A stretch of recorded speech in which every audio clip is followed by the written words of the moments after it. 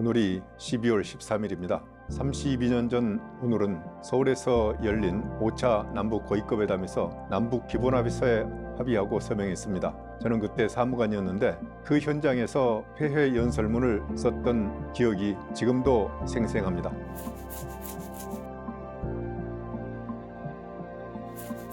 저는 냉전이 막바지이던 1980년대 중반에 공직을 시작해서 냉전이 탈냉전으로 바뀌는 세계사적 전환기와 탈냉전기 남북관계의 중요한 국면에 참여해 일하면서 그 과정을 관찰했었지요. 1980년대 하반기는 세계 냉전의 끝물이었습니다.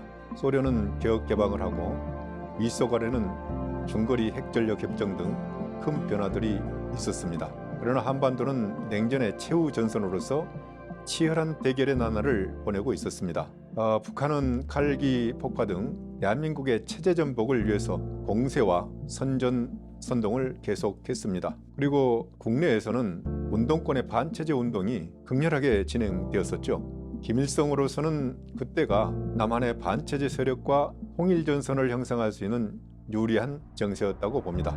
그러나 글로벌하게는 사회주의 체제는 위기를 맞고 있었습니다. 1988년 서울올림픽이 성공적으로 개최된 것은 세계사적 사건이 됐습니다. 올림픽에 참여한 많은 사회주의 국가들은 충격을 받았습니다. 1989년 중국에서는 천안문 사태가 발생했고 유럽에서는 11월 9일 냉전의 상징이었던 베를린 장벽이 붕괴하면서 그 이듬해 독일이 통일됐습니다. 이 무렵 동유럽의 체제 전환도 가수가 됐습니다. 급기야 1991년 12월 소련이 망해버렸습니다. 이렇게 해서 세계 냉전이 끝난 것이 됐죠. 1980년대 말 이러한 상황에서 김일성은 동부에서 사회주의 체제가 위기에 몰리는 것을 보고 체제 위기를 느낀 것으로 보입니다. 그래서 미국과의 관계 개선을 다짐했고 그 과정에서 남북 대화를 제의했습니다. 그러니까 남한 내 이 반체제 세력과의 통일전선이 급선무가 아니고 남북 간의 체제 안정이 급선무였다고 본 것입니다. 기존의 한국 내 동조 세력과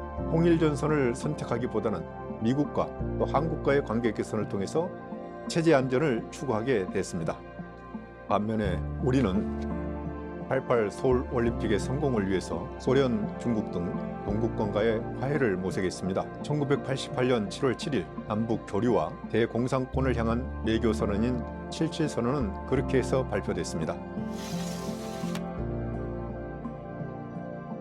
이렇게 남북의 이해가 맞아떨어져서 1990년 9월부터 서울과 평양을 오고 가면서 8차례의 남북 고위급 회담이 진행됐습니다. 그런데 남북 고위급 회담 전개 과정을 보면은 매우 주목할 점이 있습니다. 회담 초기에는 북한은 기존의 6가지 대남 적화 전략을 포기하지 않았습니다. 하지만 우리는 급변하는 국제 정세의 흐름을 기민하게 읽으면서 기회의 창을 열고자 했고 결국은 우리가 제시한 의제를 중심으로 해서 회담이 진행됐습니다.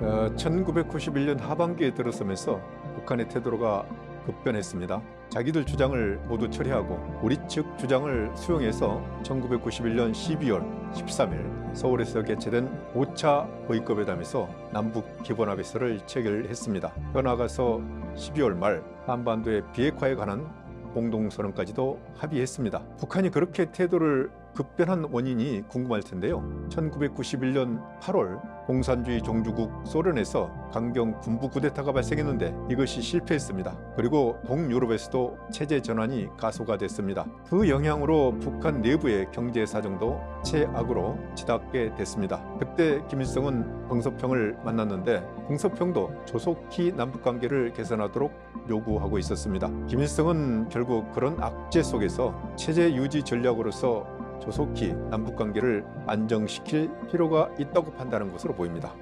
남북 기본합의서에서는 남북관계의 성격을 규정하고 있습니다. 즉 나라와 나라 사이의 관계가 아닌 통일을 지향하는 특수관계라고 이렇게 합의를 했는데 우리는 통일을 지향하는 관계이기 때문에 서로 국가로서 인정하지 않는 겁니다. 그리고 이 합의는 우리가 통일할 의지와 권리가 있다고 하는 점을 국내외에 선포한 것입니다. 어떤 사람들은 1991년 9월 남북한이 유엔에 동시 가입한 것을 두고 남북한이 서로 국가로서 인정하지 않았느냐 이렇게 주장하는 사람들도 있는데, 남북한은 그 후에, 그러니까 유엔 동시 가입 후에 서로 국가로서 인정하지 않는다는 점을 분명하게 합의한 것입니다. 이제 남북기본합의서를 체결한 지 32년이 흘렀습니다. 그러나 아직 우리는 통일하지 못했고 북한의 핵능력은 고도화되었습니다. 또한 미중 전략경제, 러시아 우크라이나 전쟁, 이스라엘 하마스 전쟁 등 세계는 다시금 신냉전으로 전환됐습니다. 이러한 현실 속에서 남북기본합의서와 비핵화 공동선언은 다시금 우리에게 다음과 같이 우리가 나아가야 할 시사점을 제공하고 있습니다. 첫째로, 이 합의들은 세계사적 전환기에 우리 민족이 능동적으로 새 시대를 열어가고자 자주적으로 내린 결론이자 합의였던 것입니다.